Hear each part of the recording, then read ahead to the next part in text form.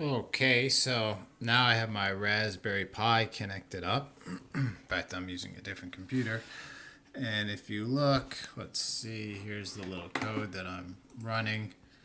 Essentially what it is doing is again turning this LED on off. It's using the modulus operator, but nevertheless, you can see that I've also have no sleep. So it's very similar to that Arduino code. So if I go over here, there is the Raspberry Pi. I guess it's hard to see. I've got it now connected to the LED. And here is our scope. And just like before, I'm going to start it at 5 microseconds per division, but then I can change that value. So here I'm going to change it. Well, there's, oops, I am actually, when I just changed it, I was on the voltage. Let me change that back.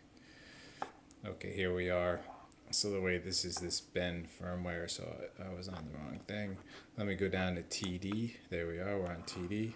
Now I can start playing with the microseconds per division.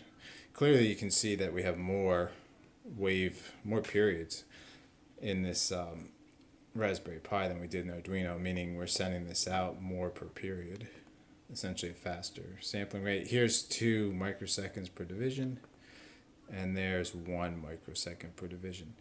So you can see that waveform is not real square, I suppose, and that probably has something to do with the sampling, but it's raising this up to the voltage and then dropping it almost about 1 microsecond per division, as opposed to what the Arduino was doing at 5.